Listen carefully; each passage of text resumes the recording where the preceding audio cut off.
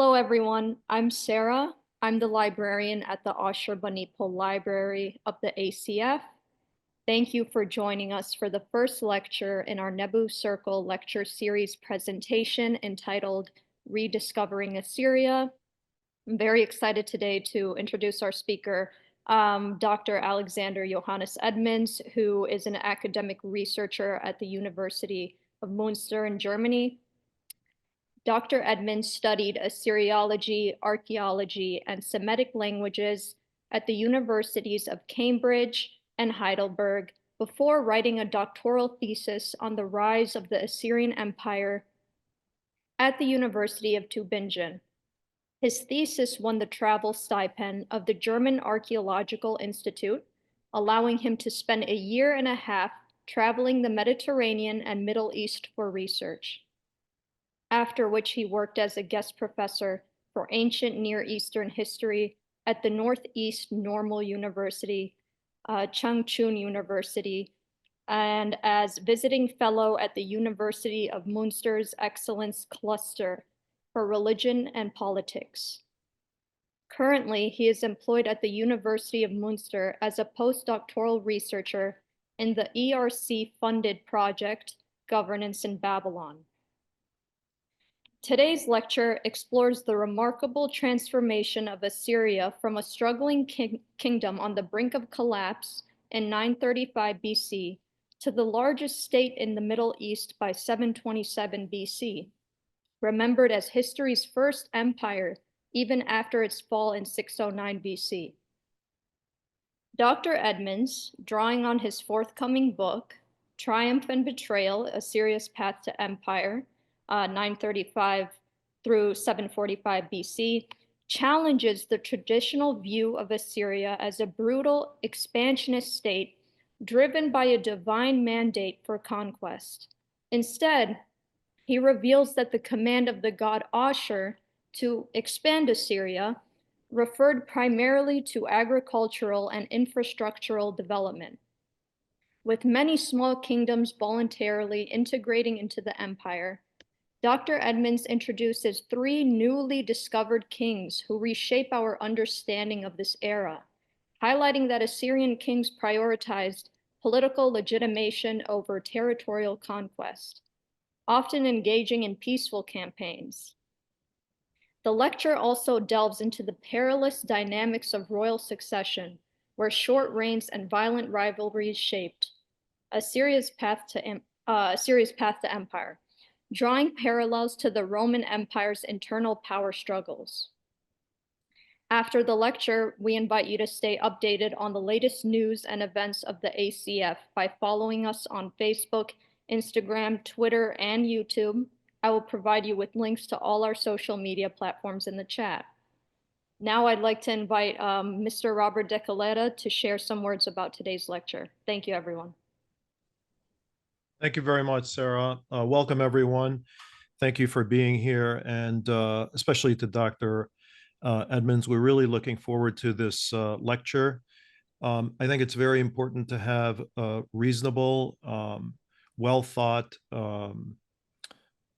analysis of the development of the Assyrian Empire. There's a lot of references to the ruthlessness, the barbarity, the brutalness of the ancient Assyrians. I don't think that leads us much to understanding that culture, that empire, that state structure. So we really look forward to not only this lecture, but also seeing Dr. Edmonds in person at the Assyrian Renaissance Festival, which is going to be in March of next year. We really look forward to having you with us, and also especially to the book when it comes out. So with that, Dr. Edmonds, the floor is yours. Thank you very much, and I hope I'm intelligible to everyone. I'm going to sort of give you a bit of a parkour today, as it were, through some of the arguments in my book. I tried to sort of describe everything, as it were, and I realized that that was impossible, also because it's a relatively short span of time which I had to prepare the talk today. So as a result, I'm going to run you through sort of a background to the main question, obviously, why Assyria came about, as a sort of empire, as it were. And then from there, I'm going to take you through some arguments which have been previously made, including what we might say is sort of the chief arguments at the moment about the expansion. And following that, I'm then going to give you sort of a bit of an alternate view, as it were, first by disproving these arguments, and then thereafter by presenting some new ideas of how I think Assyria developed. And I'm going to finish it off with a sort of mini history, as it were, a case study, which is intended to sort of show you how exactly this might have worked in practice. I was originally hoping to explain the whole 190 years of history you see in front of you on the screen. However, this proved to be far too much for the time that I'm able to talk today. So I'm going to give you a little bit of sort of the 40 years at the end before Tiglath-Pileser conquers sort of the entire Levant, to give you an idea then of how this all worked. You'll have to, for the full story, I'm afraid you're going to have to read my book. So with that, I shall begin. And it being, of course, Three Kings, and me speaking to Assyrians, Three Kings, of course, coming up. Sorry, that's the 12th night. We're not yet there. It's only appropriate to show you three new Neo-Assyrian kings. These chaps have popped up in the past 2 years or so. And there's three here I'd like to introduce you to. The first of these is somebody who is almost certainly called Ashur-uballit. About 99% certain there. However, the final smoking gun is not there, but it's the argument which makes the most sense. And this guy ruled for only about a year and a half, just before Adad-nirari II, who in fact, when we look closer at the sources, though I won't be doing this talk, I shall save that for Chicago, was a usurper. It was quite clear. The next one we'd like to meet, or I'd like to introduce you to, is Tukulti-Apil-Ashara III, or rather Tiglath-Pileser III, who you'll notice is not the Tiglath-Pileser III you've read about previously. This is because this gentleman is a new Tiglath-Pileser, as it were, and he was identified not by me, but rather by Eckhard Fromm, who mentions him very briefly in a footnote at the end of his very wonderful book on Assyria we're going to talk about in a moment. So this means that, of course, then our Tiglath-Pileser III so far sort of has to be bumped up to Tiglath-Pileser IV. I'm sorry about the inconvenience. It becomes even more inconvenient when we look at our final new king, which is a new Shalmaneser. This is Salmanu Ashered now the fifth. You'll notice I put little asterisks sort of after all of the new numbers to show you that things have changed. And this is a king who was actually hiding in plain sight for really quite a long time. We'll talk more about that later, who was a son of Ashur-nirari V and ruled Assyria very briefly, probably only for about, we'll give him a year, maybe a year and 3 months before he was beaten by the prince who was called or nicknamed Pulu, who in fact is now sort of our Tiglath-Pileser IV. So there we are. As you can see already, this has big repercussions for how we should understand this early period. And as a result, let's jump into the central question of this talk, that of the First Empire, and asking ourselves, what is it that was different about the historical circumstances which led to this sort of First Empire, as it were, forming? And indeed, Eckhard Fromm has recently argued very convincingly that Assyria should be understood as the first sort of empire, if you like, in world history, obviously, that we know of. It's always possible that something very, very big as earlier is still out there, and we simply have not recognized it yet. One might think, for example, about the discovery of these very striking megacities in both Spain and the Ukraine during the Bronze Age. Would be one good example of something we simply did not know about 10 years ago, 15 years ago, which now is completely changing how we see the sort of human trajectory. However, for all intents and purposes, at least right now, we consider that Syria is the first sort of empire. And the reasons for this is that it's much bigger than everything beforehand. And the logic by which it functions is also different from previous institutions. This is what Eckhard Fromm argues, and I generally agree with him on this point. And indeed, not only do I agree with Eckhard Fromm, but also antiquity. Because when we look, we can see that ancient Greek and Roman authors also considered the Assyrians to have the first empire. And what's very interesting is there's here, this is in Justin's epitome of the Roman historian Pompeius Trogus.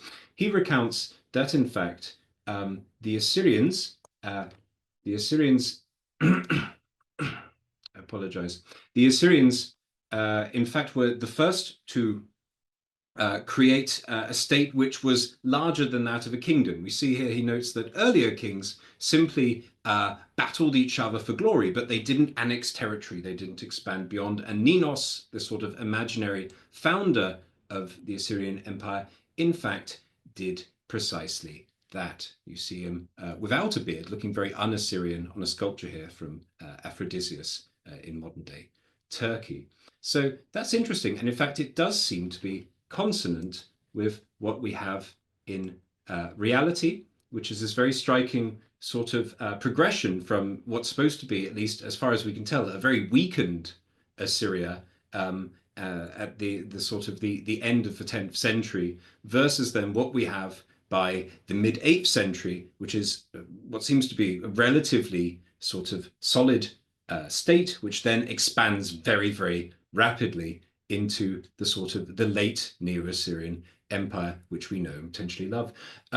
We see this here, of course, that this is conventionally divided into 3 sort of sections. There's a 4th section, which is the sort of the late empire, which I haven't shown you here because it's not relevant to our argument.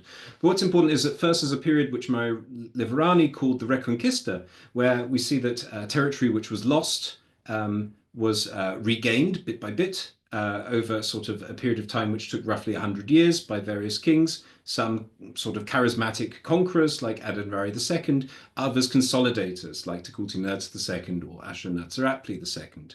Then we enter a period which I call the entr'acte, because it's like an intermezzo, it's like a sort of pause in the drama of the empire, and we turn from something concentrated on campaigning outwards to another situation, which is mostly internal rivalry between different high officials and, in fact, kings, many of which end up being the pawns of high officials.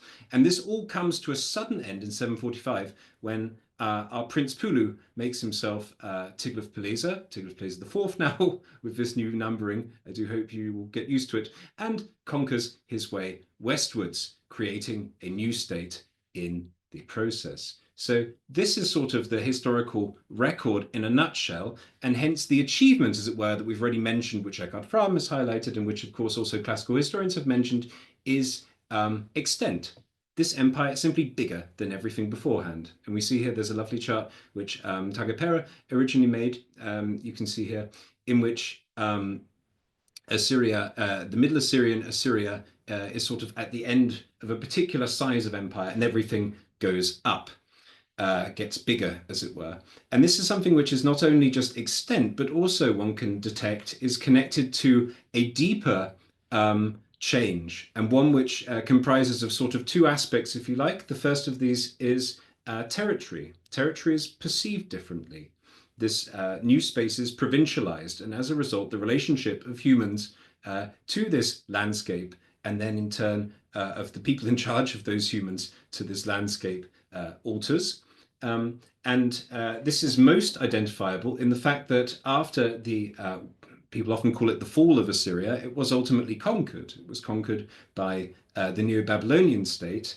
We see that Neo-Babylonian state ends up occupying approximately the same space as Assyria did, and in turn it snaps it all up incredibly quickly. And what's most remarkable is there's the findings from ancient Durkat Limu, modern day Tel Sheikh Hamad, where it was demonstrated very nicely through a number of letters and the layers of the so-called Rotes House, the Red House, excavated there, that the administration remained completely intact from the Assyrians on into the Babylonians. So on a local level, in many of these provinces out there, absolutely nothing changed. And in fact, we see it's a pattern that goes on. Every new empire afterwards has to do considerably less conquering to scoop up the spoils of the previous empire. And this all comes to a head, of course, in 331 BC, where we see Alexander the Great literally winning the whole of Asia in a single battle, Battle of Gaugamela, which is, of course, as an Italian team from the University of Udine have wonderfully shown in collaboration with Polish colleagues, must have been at modern-day Tal Gomel in the Naukor in northern Iraq. Of course, very nicely To you Assyrians, this would have been very clear because, of course, in the Syriac sources, it's known as Golgomel. So, in fact, for us Assyriologists, it was actually hiding in plain sight, as it were. And this is interesting because, of course, in the end, Alexander conquers the whole of the Near East, more or less, that was the Persian Empire in about a handful of battles, really, when you think about it. Anyway, so with all that, the next question then is, how did we reach this situation I've just described to you, in which empires get much bigger, the relationship of people to their landscape, to the states that they are part of, whether they like it or not, when all of this changes, how does this come about? I've given you sort of the historical stages, but I haven't given you any sort of thesis on how this happened. Well, this is actually one of the trickiest questions going in Assyrian history because it's much more difficult than it would seem to find a single cause or explanation for this phenomenon. And of course, I'd like to begin by taking you on a tour through some quite early explanations, which will come off as somewhat naive and to some degree racist today, but it's important to mention them. And here we have a variety of views. I could actually begin much earlier, of course. I could begin with other classical historians who have things to say about Assyria. There's a whole other lecturer ranging from, of course, Ctesias to Cicero and onwards. And there's a whole load of sources that are still really quite unexplored. There's a lot to do there when one thinks, especially of Byzantine historians. And of course, another very uninvestigated area are the Arab historians. And then, of course, to be honest, there's a lot more to do with Syriac chronicles as well, should one wish. And we could go on and also investigate the reception of Assyria going on into especially the early modern period. The era of Shakespeare is very fascinating. Assyrians appear in Shakespeare, if you can believe it, in King Henry IV, Part 2, of all things, but nowhere else in Shakespeare, which is very puzzling. So one asks himself why in that particular moment he was so interested in Assyria. But anyway, I'm going to start things rather with the late 18th century and with the philosopher Gottfried Herder, as you can see here. I've been careful through my talk. Every time that something's in English but wasn't written in English, I give you the German for the most part. There's some Greek and some Latin there, as you've seen, so that you can decide afterwards whether I've been fair to this particular author or not. Of course, as this hopefully will be a very nice YouTube video, you can then watch it in slow motion, as it were, and stop and gather in all the information which I can only sketchily explain to you now. However, cutting back to this, Herder, at the time, there were no archaeological excavations which had occurred in the Near East, and as a result, Herder quite simply thinks that the Assyrians were a load of nomads who fought each other in feuds, and that this whole idea of them having huge kingdoms and cities and similar is essentially a confabulation of the Bible, he states. However, of course, by a little bit soon afterwards, and I must tell you, by the way, you might want to minimize the number of sort of names on the screen so you can read my rather large and pretty slides. If we look here, then we can see that George Rawlinson, the brother of the famous Henry Rawlinson, who was one of the sort of co-decipherers of cuneiform, although it's often thought one who really took undue credit for the whole business. He is one of the first people to propose the idea that the Assyrians expanded based on a sort of religious fanaticism, that the god Ashur, obviously as the state god, is then the reason why the Assyrians went out and conquered everything, was to impose his dominance, as it were, over other gods. Of course, this is a very naive view, which has since been very roundly disproven, although there are certain patches of sort of biblical historians and similar who still sort of cling to versions of this idea. What is striking as well is that we can see echoes, obviously, of a sort of Orientalist or Orientalizing view of the Assyrians shining through. There's obviously the Islamic jihad or similar floats in the background of Rawlinson's idea here. So moving on, though, we see it is the late 19th century, and so we have to have racism. And so as a result, Hugo Winkler, you can see here, suggests that the Assyrians gained dominance in the Middle East through their genetic purity, being pure Semites and not having mixed with sort of degenerate Babylonians in the south. This is, of course, a very silly idea.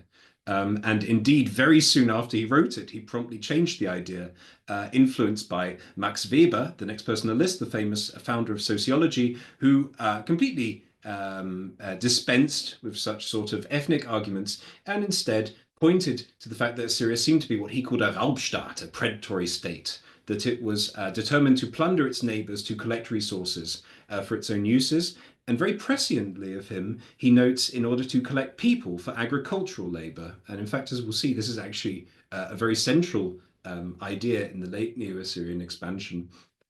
And as a result, Winkler completely drops his racial argument. And in the English version of his book states, well, it's something about the state's organization that may well have made Assyria be successful.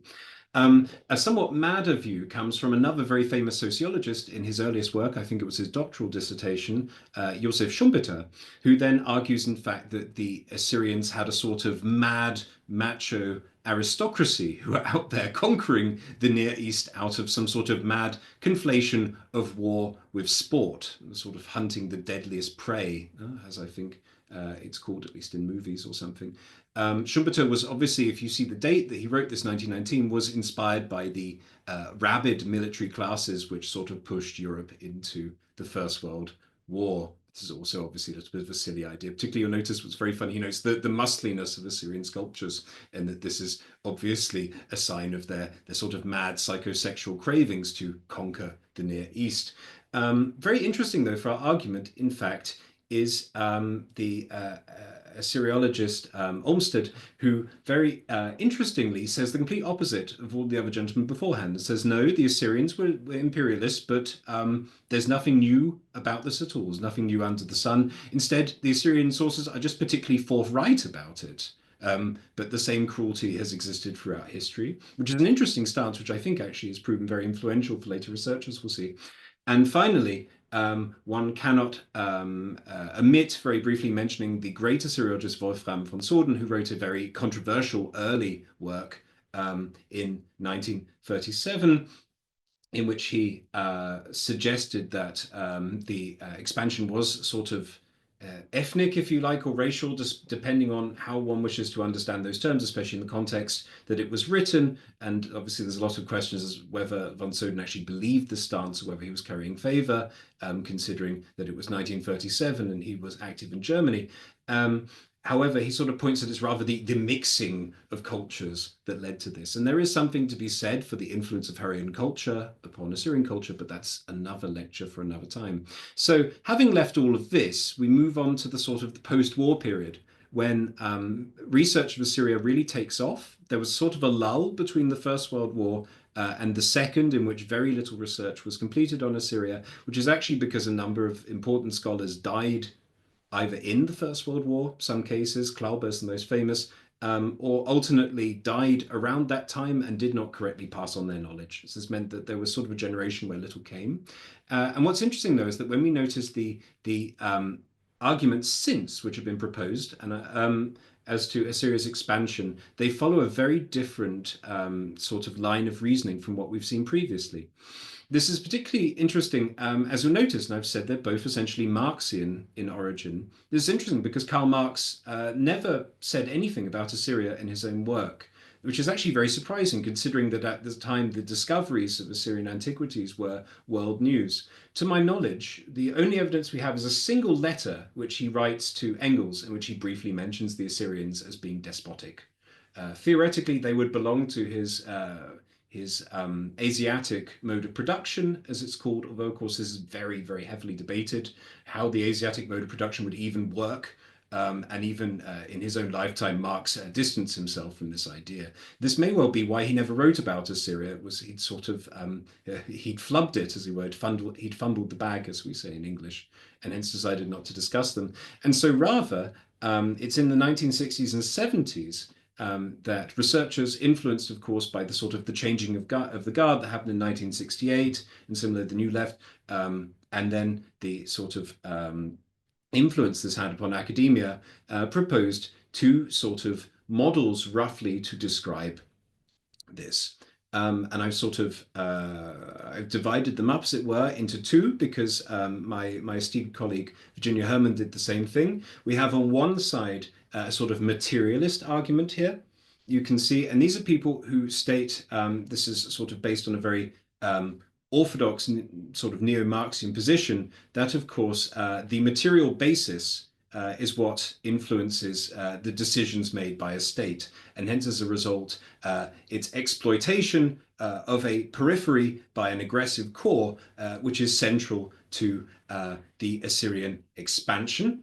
And all this ideology we get and similar, the sort of the statements that the king is supposed to conquer all these things and similar is a product of this. This is, of course, a very orthodox Marxian view, as famously stated in the adage, erst kommt das Fressen, dann kommt das Denken. First you have to eat, then you have to think. However, the complete opposite has since more or less been followed by a number of authors, and this is more of what we would call a postmodern perspective, and this is sort of ideological arguments, you could call it. And these are ones in which sort of thinking comes before the eating, to turn the idea around here.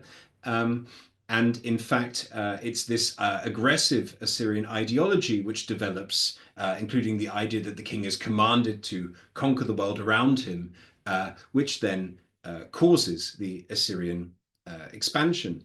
Now, I have to say that there's a lot of historians who actually don't interact at all with these arguments working on Assyria, who we could call, if we like, descriptivists. No? They essentially just work on a particular king on a period and show how his policies might have been, but don't interact with these larger arguments, possibly because it's too scary. I must admit it is somewhat scary to throw one's hat into the ring after all these years and give my own 2 cents about this topic. However, what I have noticed, and I'm going to argue in what follows, is that these 2 stances we have of that the material exploitation was the main reason for the Assyrian expansion, or alternately that it was ideological concerns that caused this, have sort of merged now into a single position, more or less, which I would call the structuralist paradigm.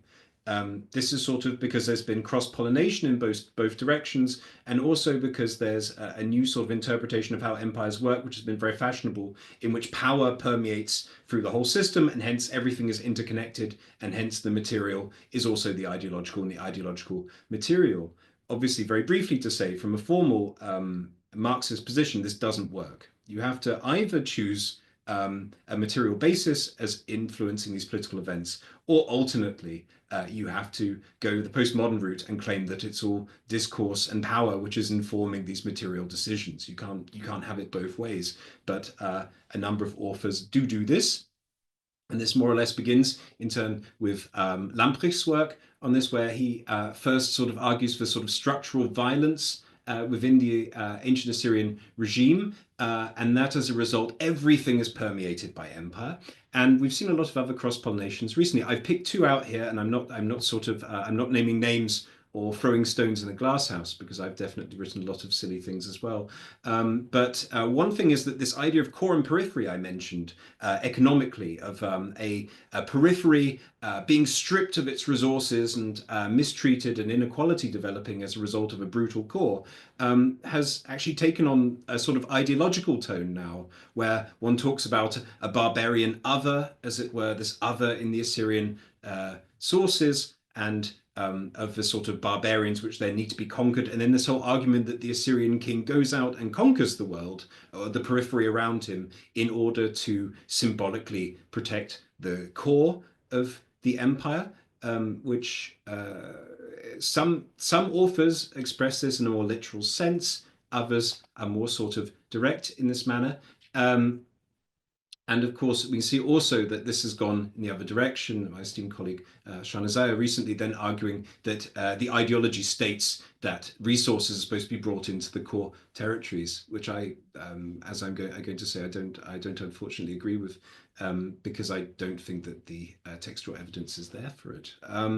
Anyway, so my 2 little critiques now at this point, before I throw in my big critiques, and I'm sorry for taking a wrecking ball to this elaborate structure which has developed over the past 30 or so years within my subject, is that first off, it's very Assyria-centric. There's this empire, Assyria, in the middle, and everything is on the outside. And this model has real difficulties when you get what the late Colin Renfrew used to call peer polities. No? So 2 states of roughly the same size trying to interact. The core and periphery models do not work well in these circumstances, as we're about to see. I mean, even the innovator of this core and periphery system, Wallerstein, back in the 70s, had to invent something called the semi-periphery, to get away with his argument at all, because he realized that not everything can be exploited. There's always a sort of a silver lining, even to the greyest cloud, as it were. And the other issue in turn, which I really have to highlight, is that this sort of civilized and barbaric and chaos order argument that we often have repeated has been reconstructed in different ways, often by very esteemed colleagues, is almost entirely from the final century of the Assyrian Empire that this is at all documented. And if you look through the Assyrian royal inscriptions prior to this, there is next to no reference at all to shall we say, a sort of animalistic foe who needs to be destroyed by the king or similar. The early Assyrian sort of descriptions of conquest are really quite neat and straightforward and workmanlike. They don't have all this elaborate ideological bells and whistles, which only starts appearing during the reign of Tiglath-Pileser, now the fourth, previously the third, and then carries on with Sargon and similar. All right, so that's that. Let's jump a little bit deeper into, or dive a little bit deeper, as it were. Sorry, that's a bit of a tongue twister. Into the first pillar of this sort of theory I've given you, and that is the core periphery. So here we have, these are two different sort of models, the core and periphery. I do apologize, I've forgotten to label them. The one which is on your left is Bradley Parker's model, the late Bradley Parker, and then we see Reinhard Bernbeck's model in the center there. I do apologize for this oversight.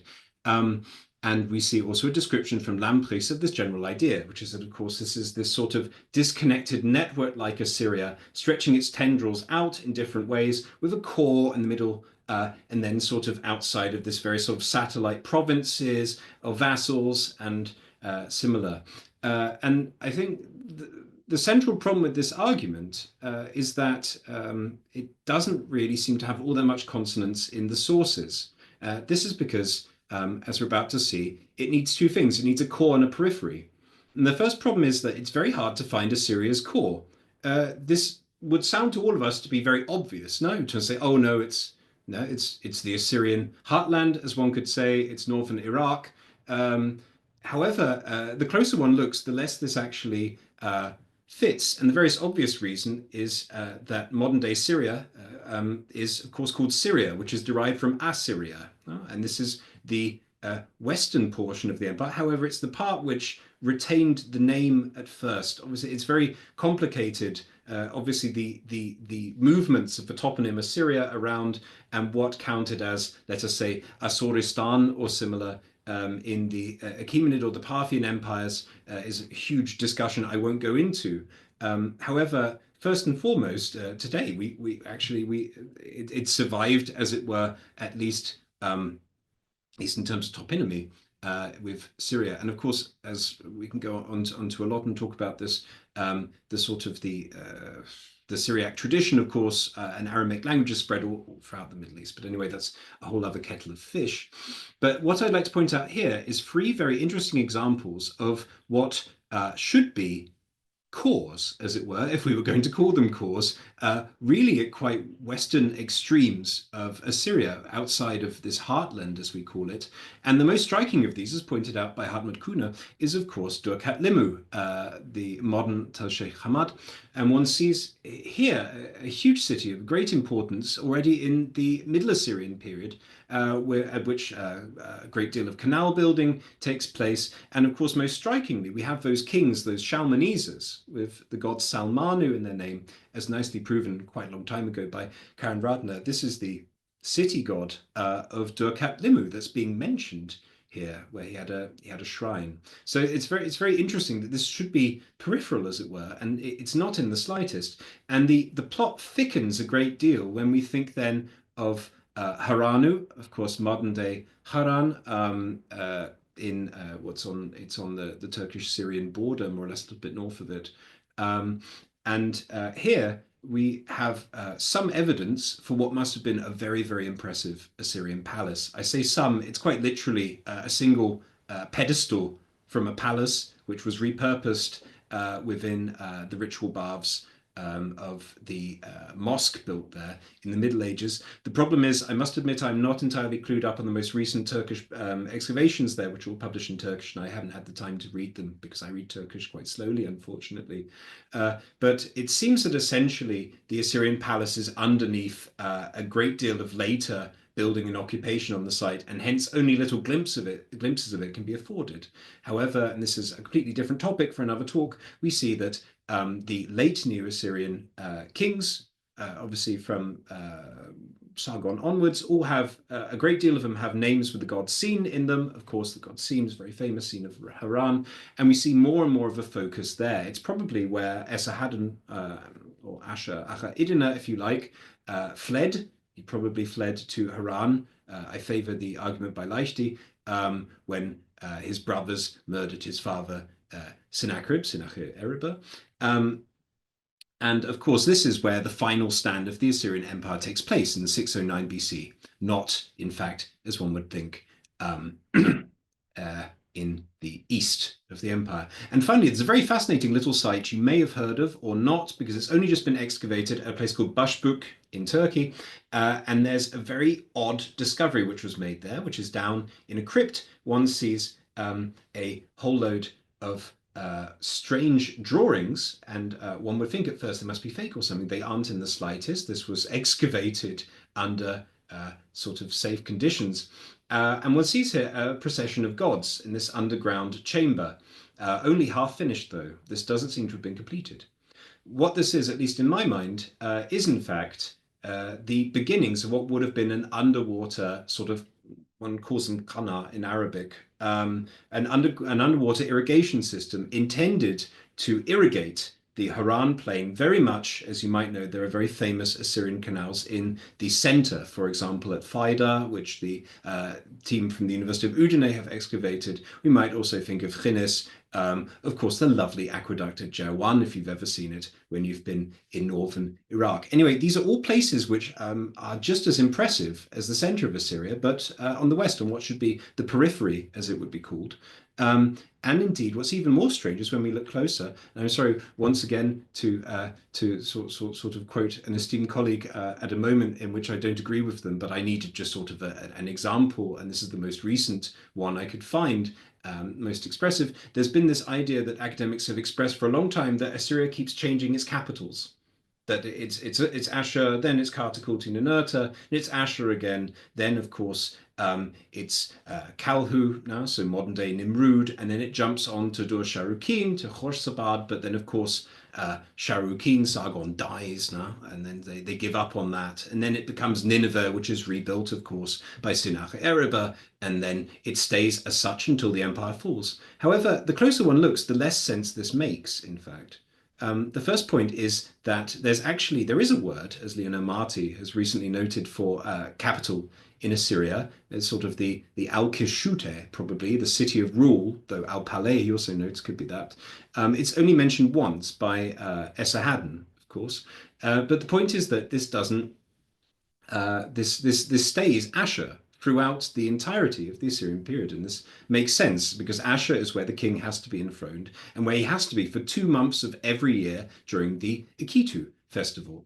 And the other point is that provincial capitals are all called royal cities, or city of my royalty, often the Assyrian king says in his inscriptions. And there's a whole, obviously every province has them, and every province, as I should have mentioned, you might have seen it in the previous slide, I had a quotation there from Nicholas Postgate, provinces were all on parity with one another. There wasn't some sort of hierarchy of provinces as one sees in other states. And the interesting point then that's tied to this is that, and this is a rather funny proof, but I'll take whatever I can in this case, the Assyrian king keeps 22 harems over his domain. And this means that there must be nice women in these harems, as well as obviously female relatives, and he must be visiting them for one reason or another. So the idea that he's just sat in a single capital also seems rather silly in that aspect. As I'm going to show you as we carry on and we get onto my model, kings were actually much more mobile than we previously thought. We have to begin assessing a model of kingship, which is closer to that maybe of the Sasanians or the Persians than what we thought of previously. A king who stayed indoors in his palace was not looked upon very well by the Assyrians and was often promptly murdered. And the final point is that we see that a great deal of cities actually compete over the king spending time there, whether he should build a temple there, whether he should build a palace there, and whatnot. And most strikingly, though I don't have time to really talk about it today in detail, Adad-nirari II seems from the very beginning to have spent a huge amount of time in Nineveh. And of course, his successor, Tukulti-Nirta II, does as well. And this actually ends in Tukulti-Nirta II building a new little city or residence for himself outside the city at Nimed Tukulti-Ninurta before he promptly dies while it's still unfinished. But the point is that kings spent a whole load of time going from one place to another. And the reasons for this is kind of hard to say. For example, Ashur-Ahra-Iddina, Esarhaddon, favored, of all things, Kalhu, the end of his reign, Nimrud. And it seems to have been because he'd become paranoid and he sort of barricaded himself more or less in his review palace there. This at least is the argument of Karen Radner. So it's much more fluid than we thought. And the more sources we find, the more fluidity we will see. And what this means, of course, we might think I already mentioned Haran at the end or similar. What this means is the most important place in the empire is where the king is. And there aren't capital cities in one way or another. This is a modern imposition upon the sources. So our core doesn't really work as a core. And this gets even worse once you start to look at what the periphery is supposed to be. I'll give you two examples here quickly because time does fly and I can spend too long talking about this. But here we can see two examples. One is Phoenicia, obviously, modern day Lebanon and similar. And the other we talk about is the Zagros, especially the area around the modern day Urmia Lake. And we see in both of these cases polities which more or less could dictate terms to Assyria because they had resources which Assyria needed. In the case of the Zagros, horses, in the case of Phoenicia, various luxury goods and other fabrics and similar from the Mediterranean. And their expansions and their works had nothing to do with Assyrian imperialism. In fact, the Phoenician expansion to the Mediterranean, as new research shows, was already underway in the 10th century and probably actually was already stretching its tendrils out in the 11th century BC, which shockingly is actually very close to what Herodotus said it was. And these sort of ideas, it's stated again and again, Ashur-Natsupal or later Samanu-Ashered III go off to Lebanon more or less nearby, and then the kings of the shore turn up and give them tribute. Considering the amount of money which Phoenicia must have been making already by this period, this was a laughable, these were trinkets to make the Assyrian king go away. This isn't imperialism, as often gets said. And of course, Assyria was dependent upon horses. Their army needed vast numbers, and if they didn't get them, then things would go to, I guess, go to pot, I guess would be the word. Anyway, let's carry on. And the second point is, and I'll say this quite briefly, is that there's a phenomenon which was already identified by Nicholas Postgate some time ago called a transitional case. Transitional cases are examples of kingdoms which seem to have been incorporated into Assyria, but in an ambiguous manner. So they became a province, but their kings continued to serve just as governors. And often what's striking with research, now I blow my own horn and point out that I found this out, that in fact they actually got new Assyrian Akkadian names in many cases. And that in fact bilingualism, this is a very striking point also for what we might talk about the ethnogenesis of the modern Assyrian people, that Aramaic was actually already being used by the Assyrian administration as early as 890 BC. This is the earliest that I can date it solidly as occurring. And this is partially because all of these new provincial governors were in fact Aramaic speaking rulers here in the West. But as you can see, there's quite a list here. I've got 6 examples of transitional cases, and most strikingly, 2 of them, Amedu and Bitbachiani, Guzana, actually not only did they join Assyria voluntarily during a period of weakness at the end of Ashur-Natsir-Apli II's reign, but they actually gain an increase in territory thereby. So by joining the Assyrian franchise, as it were, the locals have actually benefited a great deal from this. So this is far away from the exploited periphery, which that argument needs. So finally, we'll jump through this quickly.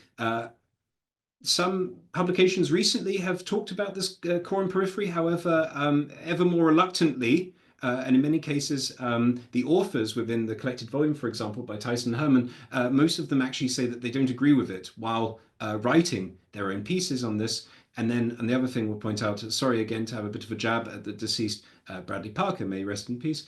However, the attempts to theoretically solve this problem then of how we deal with core and periphery when the periphery seems to be really active and successful are somewhat incoherent. It requires a sort of system where the periphery is a periphery, but it also has agency, as it says. It can also influence the core, and it ends up being a system which is quite unusable for both the archaeologist and the historian. So with that, let's pop on quickly and look at the ideology. And the point here is, of course, firstly, that this centers on this idea of pretension, a sort of pretentious empire, if we like, and this claim then that that it's not about the size of the empire, it's about what it thinks, whether it dreams of being a big empire or not, that's important. And what's difficult, first off, this idea is centered upon, as I've said, sort of sources which come from the very end of the empire, when it was an empire, and not prior to it. And even then, when we see, in my opinion, they don't actually line up very much with how things are described in royal inscriptions. And then this becomes even more problematic when we argue, well, okay, so the king has this ideology of expansion. Well, how does this then work in practice? How does he convince people to believe in this? And there's two answers which have been given. The first of these by Murray Liverani is what one could call a diffusionist argument. He states in the middle are the royal inscriptions, and we'll forget for a moment these royal inscriptions that we use today to reconstruct Assyrian history were mostly buried underground, and of course written in a script which not all that many people could read to the standard required to understand them properly, to see their fine ideological motifs. He argues that then there's a sort of band outwards of ideology which gets dumber and dumber, essentially, as it reaches the periphery. We see there then now that, in fact, at the final stage, as it were, we have what he imagines to be more or less country bumpkins who believe everything they're told. And this is a problem. Obviously, false consciousness is a huge problem for Marxist historians. But this is an incredibly demeaning view of the Assyrian peasant in ancient times, and it doesn't have any understanding of how farmers work. Farmers are probably the most politically sensitive people you can think, because their entire business is centered around how the world around them works, because you can't take your farm elsewhere, so you have to be very well informed about how things work. The other way of explaining this has been the postmodern view, and here I give a very long quote from Beate Pongratz-Leisten. Ultimately, the idea is that this goes back to a postmodern idea that everything is discourse, or it's discursive. Here's the idea that books, you don't write a book, as it were, when people read it. Rather, the book is how would we put it? The book is essentially, it contains the discourse around it, as it were. It's a summation of this conversation around it's happening all the time. This is a very easy way of getting out of explaining why exactly these ideas which you found in these Neo-Assyrian royal inscriptions buried underground as time capsules must have been what the population believed. Of course, the central reason why this argument doesn't work is that we have all these new Assyrian kings I mentioned who didn't last very long. And in fact, as you can see, there's some gaps here where I've shown you on this diagram. There should be a king, but we don't actually know yet who he is. There's one there, yeah, there's at least two I've given you there. The reality is the population of Assyria are probably fickle. There are a number of big rebellions which occurred during this period. And the final thing I'd like to point out before we move on to new planes and I stop kicking this paradigm while it's down is the question here of this statement that the king must expand his land. Every theory centered around Assyria being expansionist always quotes this same passage from the Middle Assyrian and Neo-Assyrian coronation hymns stating that the king is supposed to expand his land. We see it written here. The first problem is not all that many kings actually call themselves expansionists, and this doesn't actually tally very well with who expands in the end. These are all the attestations that I've collected here for you in one place, and you'll notice that there's very few of them, which is rather striking. and especially of kings who expanded, who you'd think would mention it all the time, don't. This gets even more suspicious when we notice that, as I already mentioned at the beginning, expansion halts entirely at the Euphrates for essentially more or less, shall we say, 100 years or so, even though there was the possibility, as it were, to expand. And in fact, in many cases, also, the Assyrians completely drop the ball in the Western Levant. They forget to even collect tribute. So this idea of this constant expansion, they were constrained, doesn't particularly work. And many authors who want to get around it basically say that the vassal relationships beyond the border count as expansions. So we see, for example, a map of Bonn from Beta doing precisely that. This mixes two kinds of domination and hence doesn't really work.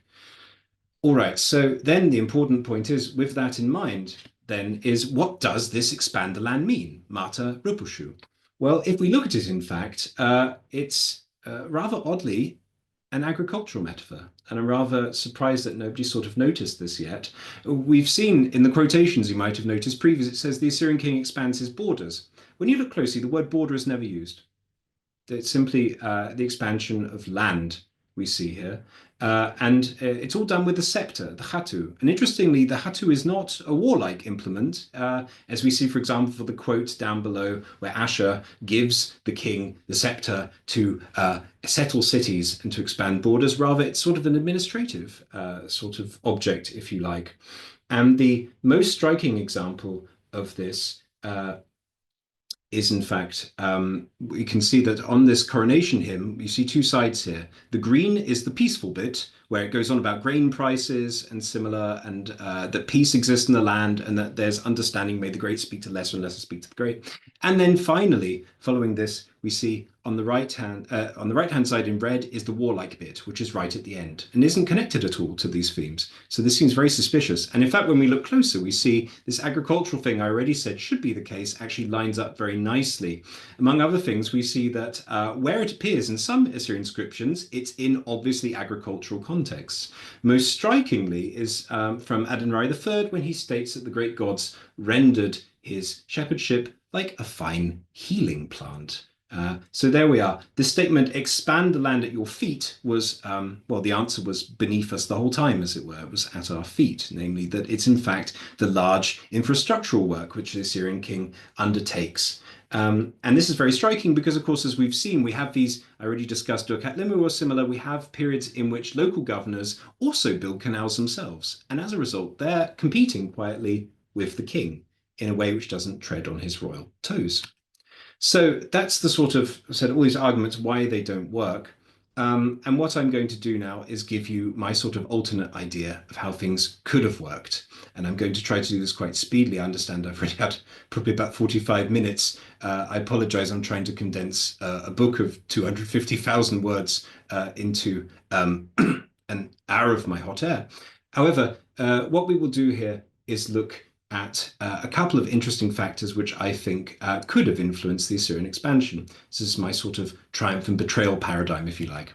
The first point, as I already said, is that the terminology of expansion is actually very precise in the Assyrian sources, and they make it very clear when they stop at a border or when they carry on and go beyond. And interestingly, of course, this verb kashadu, which we always translate as conquer in the sources, actually has, it's a short-term conquest which is described, and it's probably closer to the secondary meaning of this verb, which is to arrive at a place.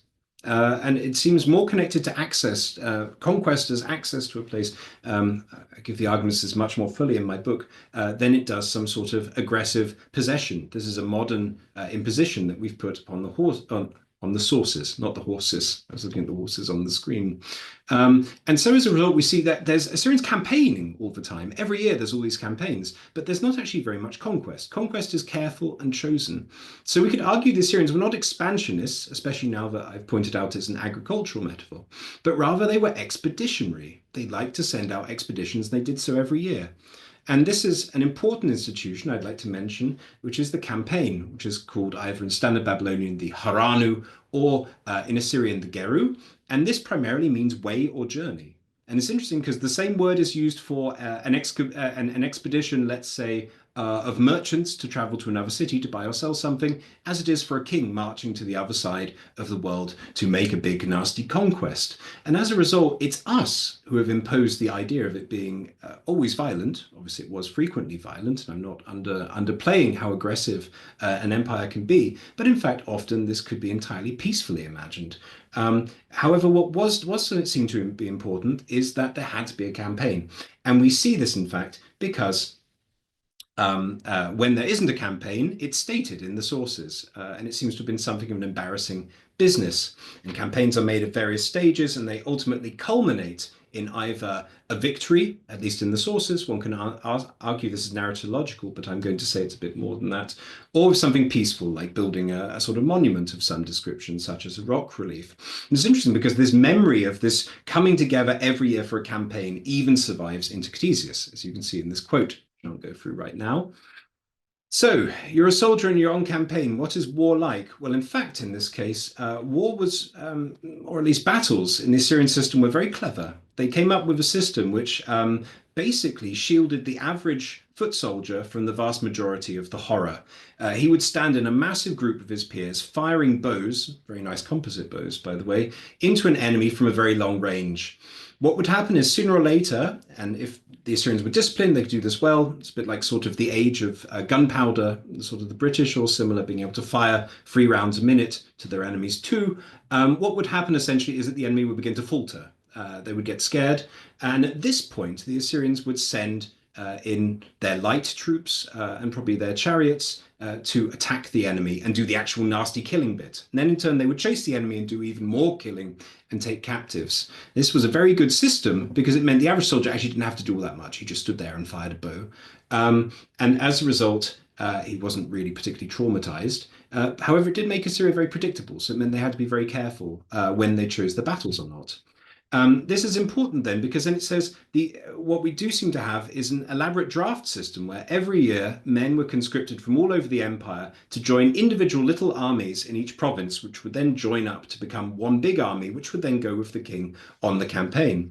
And the point here then is that this at once demonstrates then, if we're not having these horrific battles where all your comrades are dying all the time, and rather you're mostly stood there from a distance firing your bows while other people who've been specially chosen for the job are doing the nasty killing, what is it that you're doing apart from campaigning? The answer is you're an audience. You're an audience for what it is the king wants to show you on the campaign. And we'll see this in a second when I talk about it. It's worth mentioning that there seems to have been a lot of pride in campaigning. And I've put my translation of a bit of the error epic there to give you an idea of it, though we don't have the time to talk about it now. And so this idea then of being an audience is what I'd like to highlight. We see this with things like scholars love to talk about rock reliefs being on the edges of the empire as border markers. This doesn't work. I give the example of Milamergi in northern Iraq because this was not on a border at all. It was very close to the middle of Assyria. And it was simply put in this place because it was nice and inaccessible and kind of scenic. It looks out on the valley below. And it seems very clear every time that an Assyrian king does badly, he comes up with some sort of elaborate commemorative spectacle at the end of his campaign to try and fix things and impress his own men. We can see, for example, Shalmaneser III tries repeatedly to conquer the Levant and fails every time. The red highlighted bits of his campaigns here you can see are the times that he failed. The greens are very easy soft campaigns without any conquest or only very easy conquests, which he does straight after a big defeat. This is a rather clever trick on his part. And yes, so at this point then, having looked at this, we can then say that we've been looking at all this the wrong way. We've been looking at the Assyrians as conquerors, when in fact we should see them not only as expeditionary, but as being focused upon. Will it go through to the next slide? There we are, the triumph. I've spoiled my own triumph, as you can see there. We can see here that the triumph was actually a very central part of Assyrian culture, although it's been somewhat lost so far to us. It's only very recently that a few scholars have written on this topic. Most importantly, of course, is the iconographical work by Natalie May, which I show you here. But it seems that at the end of a campaign, the Assyrian king returns with his army, stands before a city of his choice, and inside the city, musicians play on the city walls, and the soldiers clap, if you can believe it. And then the Assyrian king, after he does a ritual in which he fires a bow at a ritualized enemy, is allowed to enter the city. and sort of triumph. And of course, we think immediately of the Romans, strikingly similar to the Roman idea of a triumph, although they're probably unrelated. Why is the king doing it? Why is he doing easy campaigns when things go badly to impress his men? Often a king comes to power and immediately goes on a pointless, quick campaign to the mountains out of nowhere. It's for triumph. But why is he so obsessed with triumph? Why does he need this? Well, the answer is, as I've said before, royal life expectancy is considerably less than we previously put it at. We had this idea of the all-powerful Assyrian king who's invulnerable. This is an image of the late empire, and this is its ideology, if you like, or such text that we've taken too literally. We've reconstructed which kings we have based on the Assyrian king list, despite the fact that a king list is the first thing you're going to change if you come to power as a usurper. So we should have been a touch less naive, if I can say it. Carrying on, if we look at, and you can scrutinize this in your own time when this is a YouTube video, but if we carry on and look here, then we can see that in fact the vast majority of successions are violent rather than peaceful, and a great deal of the people who took power were not crown prince prior to it. They were essentially usurpers, or they had won some sort of internal battle after their father died to take power. So as a result, then, we see the second part of my theory, betrayal, as I mentioned. No? So the king triumphs a little bit, and then if he doesn't keep on doing it, then he gets betrayed. Normally it takes about 5 or 6 years, we can see, before an Assyrian king really hits his prime and begins doing things which aren't just intended to impress the masses, when he actually goes on to do important conquests, which will have long-ranging sort of effects, or to pull out various bits of policy, or to start big building projects. But I don't have the time to explain it here, but in my book I lay it out much more nicely for you. Assyrian kings, to begin with, essentially just, it's more or less for show until they can legitimize themselves. Sorry. And from this, you can see this is the complete polar opposite that I'm suggesting to this core and periphery, or in turn to these ideological arguments I've given. We have to begin imagining a king who's actually quite weak and does everything possible to try and convince people that he's in charge. And part of this, which I don't have time to talk about in much length here, is the issue of ruler visibility, which has been much researched for the Romans or also for the Ottoman Empire, but we have barely touched upon within my own subject. And this is the fact that kings that moved around a lot and were obviously visible to other populations seem to have done much better than kings who shut themselves in their palaces and did very little. Esarhaddon was very disliked. There were a great deal of uprisings, especially at the end of his reign, because of how unpopular he was. And I'm very sorry, especially considering we have a librarian of an Ashurbanipal library present, but Ashurbanipal also does not seem to have been particularly popular. Obviously, we're very grateful to him for having collected all these texts together, which have lasted into our posterity and shown us so much about Assyrian civilization. But in his own lifetime, he seems to have been incredibly unpopular. And there's a great deal of sort of libel or nasty things said about him, the Sardanapalus image, which sort of have filtered into classical historiography. And it seems that there does seem to be some basis in this.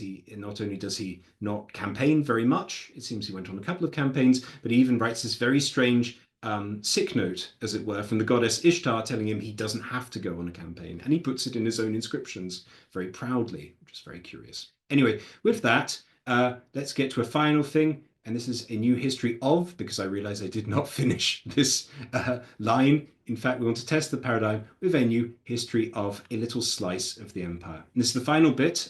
Thank you very much for your patience as I trot through a little bit of history. We'll have everything nice and tied up in about 5-ish minutes, I hope, I promise.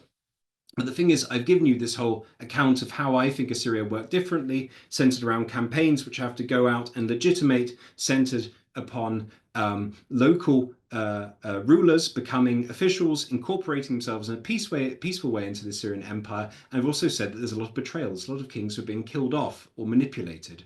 And so let's test this out with a little space of history, 40 years from the rise of a very powerful Turtanu, that is the second in command of the Assyrian Empire, the generalissimo, if you like, to the rise of Tiglath-Pileser.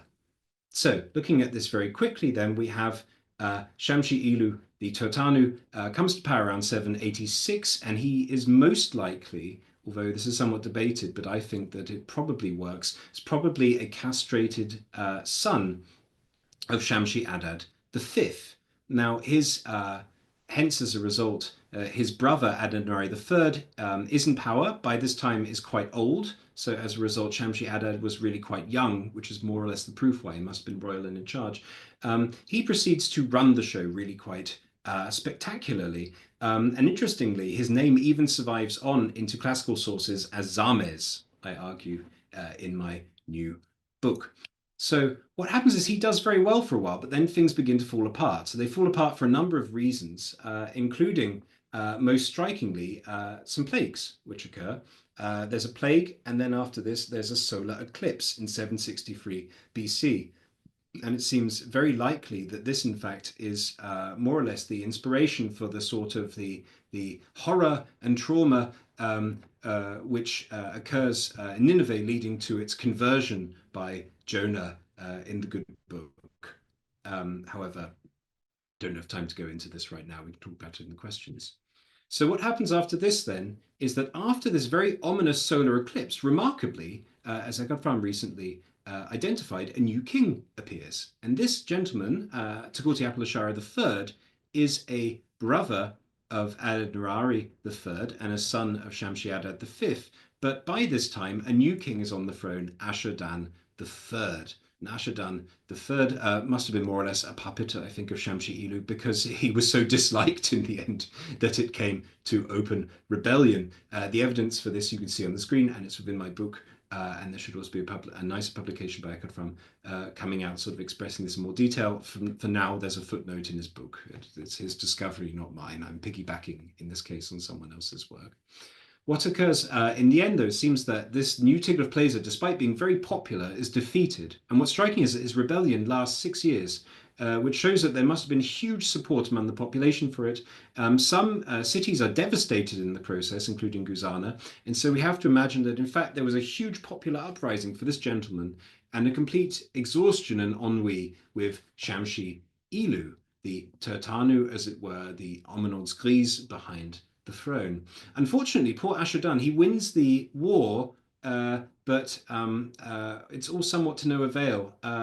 You're going to be hearing next in this lecture series about Assyrian queens. My own theory, which I express in my book, is that in fact one of the tombs, Tomb 3, Coffin 1, contains the wife and children of Ashur-dan, who were all killed in a plague. However, I can't explain the reasoning for this in one point. But by this period of time, we have Ashur-dan III, followed then by Ashur-nirari V, and finally, most shockingly, his son Salmanu-Ashred, now the fifth, who's this other new king I've mentioned, and very strikingly, he appears in Tel Abtar stele, as we'll mention for a moment. What happens is during this period, things go so badly for Assyria that a great deal of devolution happens. Eunuchs display themselves on stele rather than kings. This will be dated this brief period of time.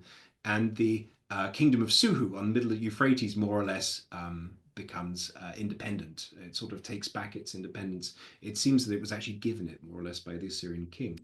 But the final point then is that one figure emerges during this period of time, and this is our Pulu, who will become Tiglath-Pileser the fourth now, according to the new numbering.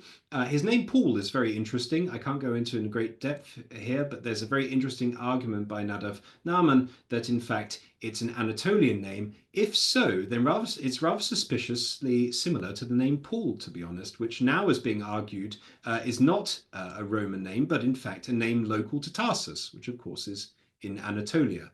So bizarrely, you can take this away with you as a little suggestion. I don't think I put this one in my book, but it's possible, in fact, that the name Paul and Pool are one and the same. And so many of you have been bearing an Assyrian name the whole time without knowing it.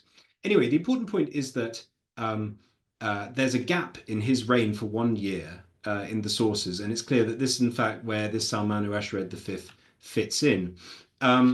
And it must have been at this point that the Shamshi-Ilu had been in power for, if you can believe it, 40 years and had passed from one king to another, each one not particularly impressing the Assyrian population. And now finally, yet another king had been put on the throne. And at this point, they really could not take it. And so as a result, we have this uprising, which begins in the city of Kalhu, and Tiglath-Pileser the fourth takes power really quite splendidly. And so this is a thing I would call the Imperial Revolution. And here we are, we're nearly there. I promise we're almost done. I've managed to get you through 40 years of history rather intensively in one round, but so that I can then explain the lessons we learned from this and how this fits into the paradigm I mentioned. When we get then to Pulu, as it were, to Tukulti Apalashara IV, he then proceeds to erase everything he can of the Shamshi Ilu period. He rubs them all out. And we see these defacements. Here you can see a whole load of examples on this slide. This is particularly important because, once again, this is evidence that Assyrian kings were quite happy to remove the name of their competitors, especially if this person was not a king but merely royal, like Shamshi Ilu. And as a result, this might have happened much more than we think, and there really are probably more royal pretenders than we thought dotted around Assyrian history. We simply haven't detected them yet. What he really does that's so impressive is what I began with at the beginning of this lecture, namely that he expands westwards with incredible alacrity. And what he does most strikingly is that he enacts mass deportation. These are the old quotes by Oded I've put here in terms of how many deportations took place in his reign compared to others.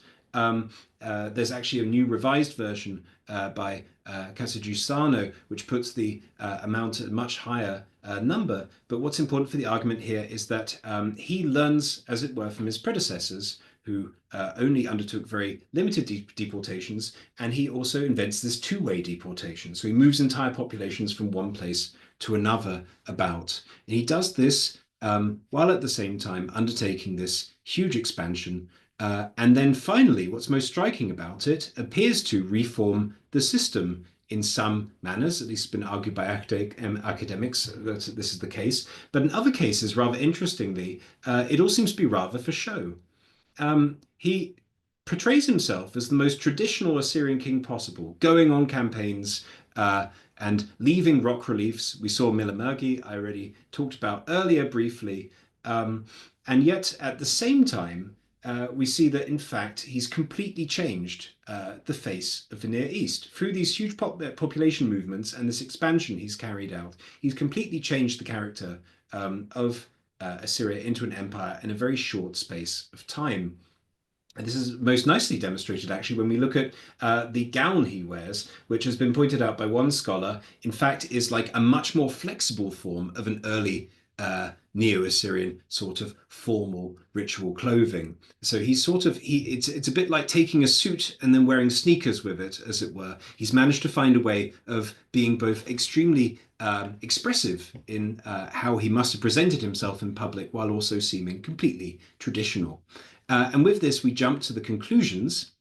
And here, essentially, I've sort of put in something here at the end, which I think I won't go into unless you ask me about it in the questions, which is that there's good evidence that the Assyrians genuinely saw this period from 935 BC to 745 BC as the early Neo-Assyrian period. We can see this from a student's exercise tablet, where he actually has to do the eponyms, but I won't go into that unless you ask me to.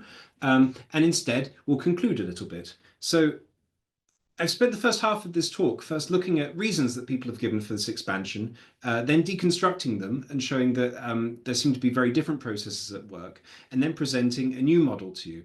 And this is a model in which there will then be, as it were, sorry, it's been a long talk.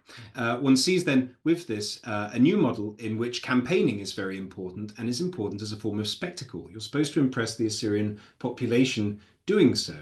And that this isn't connected to expansion. This is a separate set of ideas going through, and that Tiglath-Pileser IV is in fact extremely revolutionary by choosing to expand. Previous rulers did not. The whole period of 40 years that I just showed you on this brief jump through a period to show you how kings can switch and new ones can appear and old ones disappear. This was not at all connected to any kind of political expansion outwards. We've also seen that this idea of the borders being expanded, which is so central to all of these arguments of ideology, does not line up in the slightest with the evidence, I'm afraid. I don't know why it was overlooked, but it was. People confused land with borders. They put a very modern spin on this. Of course, in fact, territory, I didn't have time to talk about it here, but is not entirely as contiguous as we imagine it today from a modern perspective. So the final point then, I've said, I talked about all this triumphing, all this campaigning, and I've also talked about the betrayal, that kings didn't last all that long. And we have to begin looking at kings essentially as much weaker than we previously thought. A strong king could be immensely strong. He could be the most powerful man in the world. However, he needed to stay on the move. He needed to be publicly visible, and he needed to carefully plan his campaigns in a way that not only did they fulfill the genuine political and strategic and economic purposes that he'd chosen for them, but also legitimated him in front of an audience of absolutely thousands of the normal everyday Assyrians who were levied every year, conscripted to participate on campaigns with him.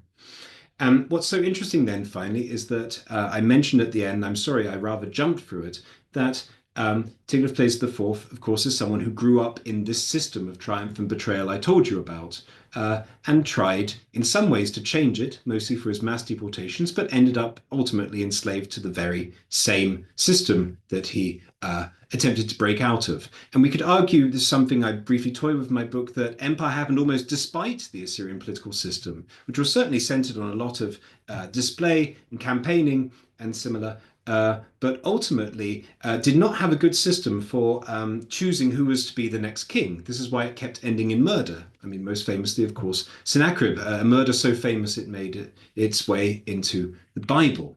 So with that, I quickly plug my book out very soon. It will be out in 3 or 4 months' time, depending, inshallah, on how quickly I work. And I finish with a very round thank you.